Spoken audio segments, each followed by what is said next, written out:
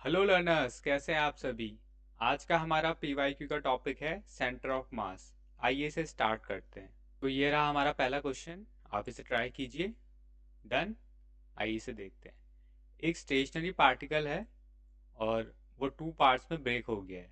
ठीक है, तो ये रेस्ट में था इनिशियली, देन ये टू पार्टिकल्स में ब्रेक हो गया है। इनके मासेस क्या हैं? M A and M B, and velocities क्या हैं? V A and V B. ठीक है। The ratio of their kinetic energy. तो काइनेटिक एनर्जी का रेशियो पूछा है। ठीक है, मैंने इनको अपोजिट डायरेक्शन में इसलिए दिखाया है कि अगर कोई पार्टिकल इनिशियली रेस्ट में है और वो फर्दर स्प्लिट हो जा रहा है, तो जो मोमेंटम को कंजर्व रखने के लिए वेलोसिटीज अपोजिट डायरेक्शन में होंगी दोनों पार्टिकल्स की। तो अगर हमें काइनेटिक एनर्जी का रेशियो निकालना है तो वो सिंपल हम half M A V A का square ratio half M B V B का स्क्वायर। इसके बाद हम यहाँ पर छोटा सा सब्स्टिट्यूशन करना है हमें, तो हम इसको इस तरीके से निकलेंगे। ठीक है, एम बी वी बी और वी बी, और M A V A equals to M A V B है कंजर्वेशन ऑफ मोमेंटम से। तो यहाँ पर हम क्या कह सकते हैं कि ये और ये टर्म इक्वल है, तो V A ratio V B. हाँ, हमें के बी रेशियो के निकालना था, के बी रेशियो के ए क्वेश्चन, तो वो हो जाएगा V B ratio V A. तो ऑप्शन ए आपका क्या है? Correct answer. नेक्स्ट क्वेश्चन देखते हैं। डन। आइए इसे देखते हैं। तो क्वेश्चन क्या है कि एक स्फेरिकल बॉडी है जिसे आप 10 मीटर हाइट से ड्रॉप कर रहे हैं, उसके बाद वो रिबाउंड हो जा रहा है 5 मीटर हाइट तक। तो 10 मीटर नीचे गया, 5 मीटर ऊपर आया। ठीक है, तो आपको इम्पल्स बताना है जो जनरेट होगा जब वो ग्राउंड को हिट करेगी बॉल। जो ग्राउंड से उसको इम्पल्स मिलेगा वो आपको कैलकुलेट करना है। इम्पल्स के लिए दो फॉर्मूले होते हैं हमारे पास, एक होता है फोर्स इनटू टाइम और दूसरा होता है rate of change of momentum. तो rate of change of momentum हम यहाँ पर यूज़ करेंगे। तो देखिए, मास तो चेंज हो नहीं रहा है, सिर्फ वेलोसिटी चेंज हो रही है, तो मास बाहर आ जाएगा और वेलोसिटी का चेंज हमें निकालना है। मास उसका कितना है? 0.1 kg, 100 ग्राम। ठीक है, और वेलोसिटी का चेंज क्या है? देखो, ये आपको डायरेक्ट रिलेशन पता होना चाहिए, आप बार बार इसे निकालोगे नहीं। वेलोसिटी कैसे निकालते हैं? किसी भी हाइट से कोई ऑब्जेक्ट ड्रॉप हो रहा है या वहाँ जा रहा है, तो ये वेलोसिटी उसकी होगी। अगर वो नीचे आ रहा है तो ग्राउंड पर ये वेलोसिटी होगी, और इतनी वेलोसिटी से अगर वो जाएगा ऊपर तब वो 10 मीटर तक ऊपर जाएगा। कंजर्वेशन प्रिंसिपल से आता है, ये याद होना चाहिए। तो इसको हम यूज़ कर लेंगे। तो पहले √2 GH लगाएंगे, तो √2 G, और H कितना है? 10। और दूसरे के लिए √2G × 5। ठीक है, 5 तक ऊपर गया है, तो ये चेंज ऑफ इम्पल्स होगा। तो यहाँ पर देखो, जब वो यहाँ से नीचे आ रहा है और फिर ऊपर जा रहा है, तो वेलोसिटी का क्या हो रहा है? डायरेक्शन चेंज हो रहा है ना।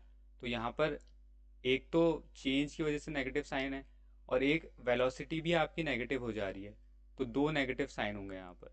तो दो नेगेटिव साइन मिलके पॉजिटिव बन जाएंगे। ठीक है, तो 0.1 kg, और जी को उन्होंने बोला 9.8 लीजिएगा। अगर आप लेंगे तो आपका आंसर एकदम एग्जैक्ट आ जाएगा, लेकिन हमें तो एमसीक्यू करने हैं। तो देखिए, ऑप्शन बहुत डिस्टिंक्ट हैं, सब बहुत दूर दूर वाले ऑप्शन हैं। अगर आप देखेंगे, तो अगर आप इजीली करना चाहते हैं तो आप 10 ले सकते हैं। तो 10 लेंगे तो आप, ये आपका क्या आ जाएगा? ये 10 इसको लेंगे तो 10√2 ये हो जाएगा, और यहाँ पर 10 लेंगे तो ये आपका सिंपली 10 10 बच जाएगा। ठीक है, तो 10 कॉमन आ जाएगा तो बाहर 1 हो जाएगा, और अंदर क्या बच जाएगा? √2 + 1। ठीक है, √2 की वैल्यू आपको पता है 1.414 होती है, तो ये 2.414 समथिंग आ जाएगा। देखिए, हमने क्योंकि हमने 10 लिया था तो हमारा आंसर जो है वो थोड़ा सा ज़्यादा आ रहा है। तो इससे सबसे बेस्ट मैच कौन कर रहा है? ऑप्शन 2। तो यह आपका करेक्ट ऑप्शन। बाकी ऑप्शन आप देख लीजिएगा, बहुत फार अवे हैं। 9.8 लीजिए या 10 लीजिए, इतने बड़े आंसर आपके नहीं आ सकते। ठीक है, थोड़ा सा आपको ऐसे चीज़ें करनी पड़ेगी जिससे आपका टाइम सेव हो। नेक्स्ट क्वेश्चन देखते हैं, आप ट्राई कीजिए इसे। डन, आइए इसे देखते हैं। तो क्वेश्चन क्या कह रहा है, the an average force of 125 Newton is applied on a machine gun. ठीक है, तो एक मशीन गन है आपके पास जो कि क्या कर रही है, बुलेट्स फायर कर रही है। ठीक है, तो एक गन है जो क्या कर रही है, बुलेट्स फायर कर रही है। तो कंटिन्यूस ये बुलेट फायर्स कर रही है। ठीक है, और हर बुलेट का मास कितना है, 10 ग्राम है। और at the speed of 250 metre per second, इसकी स्पीड कितनी है, 250 मीटर पर सेकेंड। ठीक है, two kept in a position, the number of bullets fired per second by the medium gun is। ठीक है, तो ये पूछ रहा है कि इतना फोर्स आपकी मशीन गन पे लग रहा है। जब भी बुलेट फायर होती है तो एक रिकॉइल होता है, तो रिकॉइल कैसे होगा, इस पे एक फोर्स लगेगा पीछे को। तो एक एवरेज फोर्स कितना है, 125 न्यूटन का। तो वो पूछ रहा है कि इतना फोर्स लगने के लिए ऑन एन एवरेज कितनी बुलेट्स वो पर सेकंड के लिए फायर कर रहा होगा। ठीक है, तो ये क्वेश्चन काफ़ी अच्छा है, इसको आप देखिए कैसे करते हैं। तो हम क्या करेंगे कि हमें एवरेज फोर्स कितना मेंटेन करना है, 125 न्यूटन का। वो फोर्स लगाएगा कौन, ये जब बुलेट्स आगे जाएंगी तो आपका जो कंजर्वेशन मोमेंटम के हिसाब से ये गन का जो बैरल है वो पीछे हो जाएगा। तो इससे क्या होगा कि उसका मोमेंटम चेंज होगा और वो फोर्स की तरह एक्ट करेगा। तो यहाँ पर मोमेंटम कितना चेंज हो रहा है, यहाँ पर 10 ग्राम है तो उससे हम कन्वर्ट कर लेते हैं, 0.01 kg ये है, इंटू 250 स्पीड है। तो इतना मोमेंटम है कितने का, एक बुलेट का। और ऐसी मान लीजिए n बुलेट्स हैं। ठीक है, मोमेंटम चेंज यही है क्योंकि इनिशियली तो कोई मोमेंटम नहीं है ना। इनिशियली तो गन क्या जो बुलेट हैं वो उनकी स्पीड कितनी है, ज़ीरो, इनिशियली स्पीड उनकी ज़ीरो है। तो जो मोमेंटम ये उनको मिला है वही चेंज इन मोमेंटम है बुलेट्स का। और इनटू एन इसलिए किया है क्योंकि एन बुलेट्स हैं टोटल, एक मिनट में जितनी बुलेट्स फायर कर रही हैं उसका एवरेज फोर्स है 125 न्यूटन, इसलिए इस तरीके का एक्सप्रेशन बनाया है। अब तो नंबर ऑफ बुलेट्स के लिए आप सिंपली क्या कर लेंगे, 125 अपॉन दिस। ठीक है,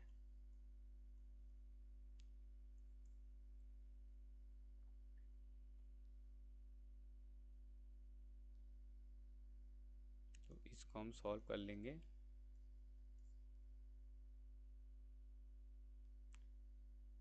दो ज़ीरोज़ करने हमें, तो ये हो जाएगा 2.5।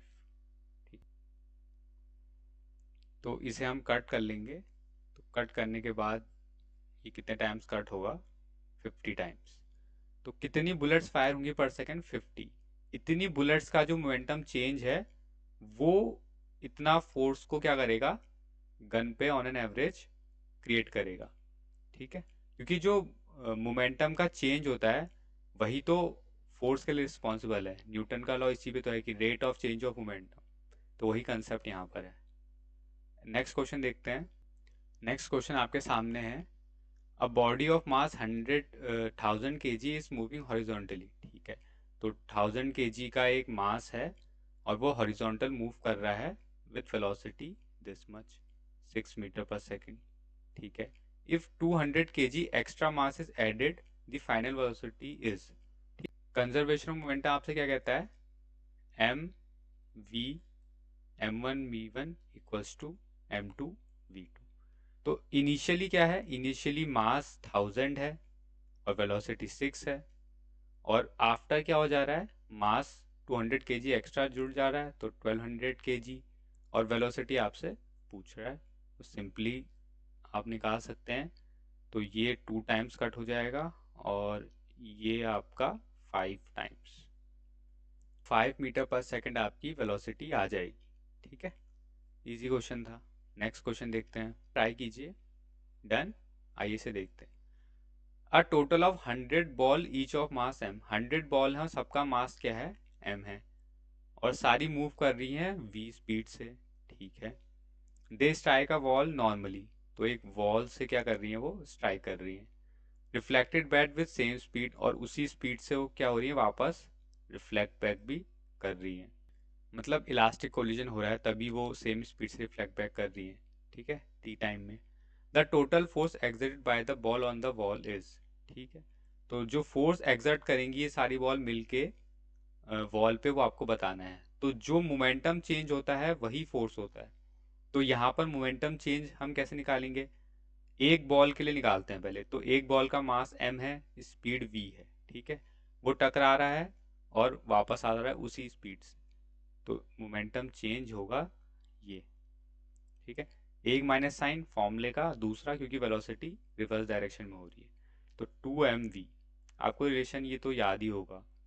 2mv ये आपका हो गया एक बॉल का मोमेंटम चेंज, और कितनी बॉल्स हैं आपके पास, 100, टोटल मोमेंटम चेंज ये हो गया। और यही आपका क्या होगा, फोर्स, कब, जब आप इसको किससे डिवाइड करेंगे, टाइम से, क्योंकि ये तो आपका मोमेंटम चेंज हो गया ना, डेल्टा एम वी हो गया। जब आप इसको डेल्टा टाइम से डिवाइड करेंगे तब ये क्या बनेगा, फोर्स।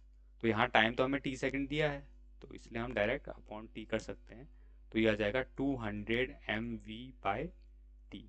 तो ये ऑप्शन फर्स्ट आपका करेक्ट है। नेक्स्ट क्वेश्चन देखते हैं, तो आप इसको ट्राई कीजिए। डन, आइए इसे देखते हैं। तो ये क्वेश्चन क्या है कि एक आपके पास बॉल है जो स्लाइड कर रही है एक सर्कल के क्वाड्रेंट में, और वो हिट कर रही है इस क्यू बॉल को, ठीक है, जो कि रेस्ट पे है। और एक चीज़ आपको दी है कि दोनों के मास क्या है, सेम। तो neglect the effect of friction and assuming the collision to be elastic, elastic collision है, ठीक है, ये ध्यान रखने वाली बात है। The velocity of ball Q after collision will be, तो क्यू जो बॉल है इसकी वेलोसिटी क्या होगी। तो ये शायद आपने पढ़ा भी होगा और ये आपको ध्यान भी रखना है कि जब भी इलास्टिक कोलिजन होते हैं, ठीक है, इलास्टिक कोलिजन के लिए ये आपको बात ध्यान रखनी है, और सेम मास होता है, मास सेम होता है, जैसे m है मास, और जिससे स्ट्राइक हो रहा है उसका भी मास m है, और ये वाला जिस पे स्ट्राइक हो रहा है ये रेस्ट पे है और ये मूव कर रहा है। तो इस केस में क्या होता है, 100% मोमेंटम ट्रांसफर, मतलब ये से टकराएगा, सारा मोमेंटम इसको देगा, और ये स्टॉप हो जाएगा, और ये वाला उसकी वेलोसिटी से चलने लगेगा, क्योंकि 100% मोमेंटम ट्रांसफर इसमें हो जाता है। तो हम इस कंसेप्ट का यूज यहाँ पर करेंगे। तो यहाँ पर क्या है कि ये इतना नीचे आया, इस पे टकराया, और यहाँ से ये अ, आगे को मूव हुआ, तो हमें बताना है कि इसकी वेलोसिटी क्या होगी, हमें इस क्यू बॉल की वेलोसिटी बतानी है। तो इसकी वेलोसिटी निकालने के लिए यही सिंपल, अगर हमें इस पी की वेलोसिटी पता चल जाए तो वही इस क्यू की होगी। तो पी की वेलोसिटी क्या होगी, देखो ये क्वाड्रेंट से मूव इतना कर रहा है, वही एनर्जी कंजर्वेशन का प्रिंसिपल, उसके हिसाब से वेलोसिटी क्या आ जाती है, √2 GH।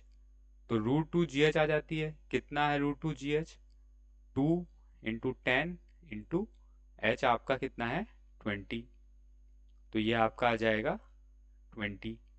तो 20 मीटर पर सेकेंड आपकी क्या है, इसकी वेलोसिटी है।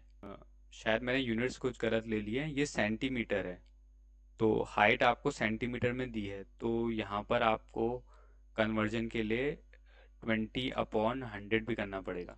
तो 100 जब रूट से बाहर आएगा तो कैसे आएगा, 10, तो ये 2 मीटर पर सेकेंड है, ठीक है। वो कन्वर्जन भूल गया था मैं, 20 सेंटीमीटर को भी कन्वर्ट करना पड़ेगा आपको, तब आपका करेक्ट आंसर आएगा। तो आपका फोर्थ आंसर आपका करेक्ट आंसर है। नेक्स्ट क्वेश्चन देखते हैं, इसे आप ट्राई कीजिए। डन, इसे देखते हैं।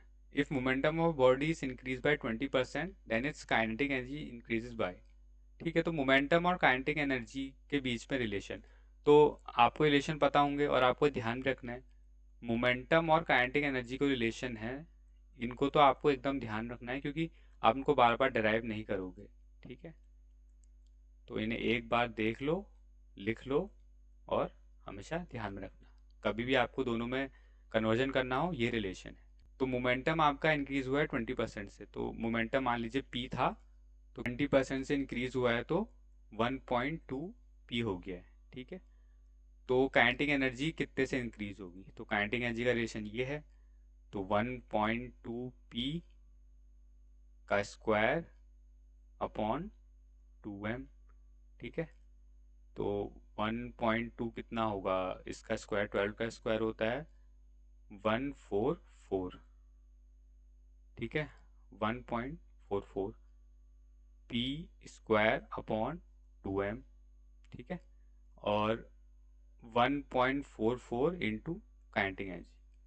तो ये आपकी नई काइनेटिक एनर्जी आई है। पी स्क्वायर अपॉन 2m तो आपकी पुरानी काइनेटिक एनर्जी है, और ये आपकी नई काइनेटिक एनर्जी है। ठीक है, ये हम नई निकाल रहे हैं, इसको मैं पी डैश कह देता हूँ। ठीक है, तो 1.44 के ई, तो 1.44 काइनेटिक एनर्जी, तो 1.44 टाइम्स काइनेटिक एनर्जी आपकी हो गई है। तो यहाँ से आप सीधे सीधे भी डिड्यूस कर सकते हैं कि 44% आपकी काइनेटिक एनर्जी बढ़ी है। ठीक है, वरना आप परसेंटेज का फॉर्मूला भी लगा सकते हैं, पर यहाँ से आपको शायद इजीली ये पता चल जाएगा कि 44% आपकी काइनेटिक एनर्जी इंक्रीज हुई है। पर स्टेज में मुझे नहीं लगता कि आप उतना डिटेल में जाएंगे, इतने से आप डिड्यूस कर लेंगे कि 44% आपकी काइनेटिक एनर्जी बढ़ी है। बाकी वरना आप वन, ये आपकी काइनेटिक एनर्जी का चेंज है। ठीक है, इसको आप क्या करेंगे, ओरिजिनल काइनेटिक एनर्जी से डिवाइड करेंगे और इनटू 100 करेंगे, तो भी आपका 44% आ जाएगा। ठीक है, नेक्स्ट क्वेश्चन देखते हैं। ट्राई कीजिए। डन। आइए से देखते हैं। 2 बिलियन बॉल्स ऑफ मासेस इतना kg each moving in opposite direction with इतना वेलोसिटी। ठीक है, तो दो बॉल्स हैं, अपोजिट डायरेक्शन में मूव कर रही हैं और कोलाइड कर रही हैं, तो ऐसे मूव कर रही होंगी तभी कोलाइड करेंगी। रिबाउंड विथ सेम स्पीड, और सेम स्पीड पे ही कोलिजन हुआ और सेम स्पीड पे ही रिबाउंड हो गया। तो आपको पता है कौन सा कोलिजन हुआ होगा, elastic. If the time duration of the contact is this, then what is the force exerted on ball due to each other. Force निकालना है आपने। फोर्स का फॉर्मूला क्या है, dp over dt, rate of change of momentum. ठीक है, और उसको हम यहाँ पर कैसे निकाल सकते हैं, मोमेंटम कितना चेंज हो रहा है, डेल एम ई वी, और टाइम आपको दिया है t। ठीक, कितना मोमेंटम चेंज हुआ आपका, बॉल आई टकराया वापस गई, 2mv है ना, mv से आया mv से गया, mv minus minus mv, 2mv ये मोमेंटम चेंज हुआ अपॉन t। वैल्यू सब्स्टिट्यूट कीजिए, 2 0.05 10 अपॉन 0.005। ठीक है, तो यहाँ से ये कटेगा। ठीक है, और ये यहाँ से 10 10 ऊपर आएगा, और ये हो जाएगा आपका 200। तो 200 न्यूटन आपका फोर्स है। ऑप्शन सेकंड करेक्ट है। नेक्स्ट क्वेश्चन देखते हैं। डन। तो आप इस क्वेश्चन को ट्राई कीजिए। डन। आइए से देखते हैं। तो आपको क्या बताना है कि कितना परसेंट काइनेटिक एनर्जी का चेंज आएगा, या कितनी काइनेटिक एनर्जी आपकी ट्रांसफ़र होगी ऑब्जेक्ट में। तो हो क्या रहा है कि एक m मास का ऑब्जेक्ट है, वो अपने से 5 मास के ऑब्जेक्ट से क्या कर रहा है, स्ट्राइक कर रहा है। इनिशियली ये मूव कर रहा है, ये रेस्ट में है। उसके बाद जब स्ट्राइक करेगा तो ये इस तरीके से, कंजर्वेशन ऑफ मोमेंटम लिख लेते हैं। क्या है, m, इसकी इनिशियल वेलोसिटी को कुछ मान लेते हैं, u मान लेते हैं, और फाइनल को v1 और इसकी v2। तो m u1 equals to m v1 plus 5m v2। तो u1 equals to v1 plus 5v2। और काइनेटिक एनर्जी भी कंजर्व रहती है इलास्टिक कोलिजन्स में, तो वो एक्सप्रेशन भी हम यूज़ कर सकते हैं। तो क्या है, half m u1 square, u1 कह देते हैं इसको, equals to half m v1 square plus half 5m v2 square. ठीक है, तो यहाँ से हम हाफ और मास कट कर सकते हैं बोथ साइड से, और इसको हम फर्दर अगर सॉल्व करेंगे और ये कंडीशन भी इसमें सब्स्टिट्यूट करेंगे तो हमारे पास एक रिलेशन आ जाएगा जिससे हम फिर फर्दर काइनेटिक एनर्जी का चेंज निकाल सकते हैं। तो थोड़ा सा सब्स्टिट्यूशन हमें करना पड़ेगा। हम करते हैं u1 square equals to v1 square plus 5v2 square, ठीक है। और यहाँ से u1 की वैल्यू यहाँ सब्स्टिट्यूट कर देते हैं, तो ये आ जाएगा v1 square plus 25 v2 square plus 10 v1 v2, ठीक है। v1 square plus 5 v2 square, तो v1 स्क्वायर और v1 स्क्वायर कट, और ये इधर जाके माइनस हो जाएगा 20 v2 स्क्वायर और प्लस 10 v1 v2, ठीक है। तो यहाँ से हम v1 के टर्म्स में v2 को निकाल सकते हैं। तो इस पूरी इक्वेशन को डिवाइड कर लेंगे, v2 से डिवाइड कर लेते हैं, तो 20 v2 प्लस 10 v1, ठीक है। और फर्दर इसको और सॉल्व करेंगे तो यह आ जाएगा आपका v2 इक्वल्स टू, इसको यहाँ शिफ्ट कर देंगे v1 माइनस अपॉन 2, ये शिफ्ट करने के बाद ऐसा कुछ आ जाएगा। तो एक रिलेशन आपको ही मिल गया, ठीक है। इस रिलेशन को यहाँ पुट कीजिए आप, तो u1 equals to v1 plus 5 times minus v1 by 2, तो u1 क्या आ गया आपका v1 माइनस 5 बाई 2 v1, तो u1 इक्वल्स टू माइनस कर लेंगे तो ये आ जाएगा 2 माइनस 3 v1 बाई 2, ठीक है।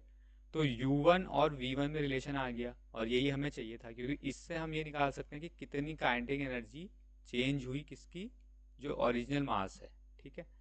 तो हमें क्या करना है, हमें काइनेटिक एनर्जी का चेंज निकालना है। तो चेंज कैसे आएगा, half m u1 square minus half m v1 square, ठीक है। तो हमारे पास u1 और v1 का रिलेशन है, तो इसको हम यहाँ पर सब्स्टिट्यूट कर देंगे, तो ये हो जाएगा हाफ m तो कॉमन आ जाएगा, u1 स्क्वायर और v1 की वैल्यू हम यहाँ पुट करते हैं, v1 की वैल्यू यहाँ v1 की वैल्यू यहाँ से पुट कर लेंगे, तो v1 की वैल्यू क्या हो जाएगी 2/3 u1 और स्क्वायर करेंगे तो ये हो जाएगा 4/9 u1 स्क्वायर, ठीक है। यहाँ से वैल्यू मैंने यहाँ सब्स्टिट्यूट कर ली और इसको हम डिवाइड करेंगे, जो इनिशियल काइनेटिक एनर्जी है वो क्या है, हाफ m u1 स्क्वायर। तो इसको आप सॉल्व करेंगे तो ये कैंसिल आउट हो जाएगा और u1 स्क्वायर भी कॉमन आके कट हो जाएगा, तो ये आपका बचेगा 1 माइनस 4/9 इक्वल्स 5/9। तो इतनी काइनेटिक एनर्जी आपकी क्या है, जो ये ऑब्जेक्ट था, इतनी काइनेटिक एनर्जी इसकी ख़त्म हो गई। मतलब ये जब इसने टकराया, पहले इसके पास ये थी, टकराने के बाद ये है, तो माइनस करके क्या आएगा, जितनी खर्च हो गई।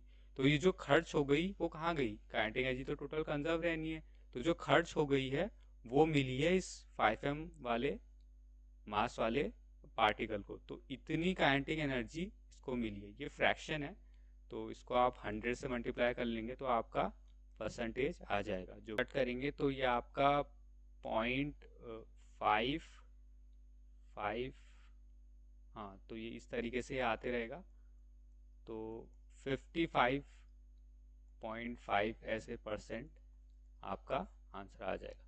तो थर्ड ऑप्शन से मैच कर रहा है, तो ये आपका करेक्ट ऑप्शन है।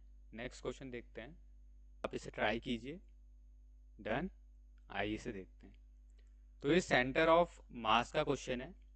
इसमें आपको 2 ब्लॉक्स दे रखे हैं 10 kg और 30 kg के, जो कि 0 0 और x0 कोऑर्डिनेट पे रखे हैं। तो अगर हम अपने x5 कोऑर्डिनेट्स बना लें तो एक यहाँ पर रखा है और एक x0 लेट्स सपोज यहाँ पर रखा है, 10 kg 30 kg। उसके बाद वो कह रहा है कि 10 kg को उसने मूव किया on the same line through a distance of 6 centimetre towards the other block. तो इसको वो towards the other block 6 centimetre तक मूव कर दिया। ठीक है, ये मान लीजिए 6 सेंटीमीटर है। फिर वो कह रहा है कि the distance with the block 30 kg must be move to keep the position of the centre of mass unchange. तो यहाँ पर आप देखिए, जब ये इनिशियली ऐसे थे, इनके बीच में कोई डिस्टेंस होगी, तो इनिशियली ये ऐसे थे, तो इनका सेंटर ऑफ मास मान लीजिए यहाँ पर कहीं था, 30 kg वाले के पास होगा। ठीक है, अब आपने क्या किया, आपने इस वाले बॉल को उठाकर यहाँ रख दिया, तो सेंटर ऑफ मास शिफ्ट हो गया होगा। ठीक है, तो वो कह रहा है कि आपको सेंटर ऑफ मास को शिफ्ट नहीं करना है, यही पॉइंट रहने देना है। तो इस वाले को कहाँ शिफ्ट करोगे? तो थोड़ा सा इंट्यूशन से आपको समझ में आ रहा होगा कि अगर ये इस तरफ को आया है तो इसको भी आपको इस तरफ को लाना पड़ेगा, तभी सेंटर ऑफ मास यहाँ पर बने रहेगा। ये भी थोड़ा सा आपको इधर को लाना पड़ेगा। ठीक है, बाकी हम इसको विथ फॉर्मूला कर लेते हैं। तो सेंटर ऑफ मास के लिए आप क्या फॉर्मूला लगाते हैं? तो वन डायमेंशन के लिए हमारे पास सिंपल फॉर्मूला है सेंटर ऑफ मास के लिए, m1x1 इक्वल m2x2। ये होना चाहिए, तभी सेंटर ऑफ मास अपनी जगह पर रहेगा। तो m1x1 आपका क्या है? वन आपका है 10 kg, x1 क्या है 6 सेंटीमीटर आपने मूव किया, m2 कितना है 30, तो आपको बताना है x2 कितना होगा। तो यहाँ से इजीली आप x2 कैलकुलेट कर सकते हैं। तो ये आ जाएगा आपका 2, किस यूनिट क्या थी इसकी, सेंटीमीटर, तो 2 सेंटीमीटर। तो 2 सेंटीमीटर वाले कौन से ऑप्शन है? दो ऑप्शन है। तो एक कह रहा है कि अवे फ्रॉम द ब्लॉक, एक टूवर्ड्स द ब्लॉक। देखिए, मैंने अभी आपको बताया कि अगर आप इसे यहाँ से दूर ले जाएंगे तो सेंटर ऑफ मास यहाँ पर नहीं रहेगा। ठीक है, आप ये इधर आ गया और ये भी इधर जाएगा, तो सेंटर ऑफ मास शिफ्ट हो जाएगा, इस पॉइंट पे नहीं रहेगा। और अगर आपको सेंटर ऑफ मास इसी पॉइंट पे लाना है तो ये इधर आया है, तो इसको भी आप इधर लाएंगे तो ये यहाँ पर आएगा। तो ऑप्शन कौन सा सही होगा? 2 centimetre towards the 10 kg block, towards the 10 kg block आपको लाना पड़ेगा, तब सेंटर ऑफ मास मेंटेन रहेगा। आज के लिए इतना ही, मिलते हैं नेक्स्ट वीडियो में। Thank you.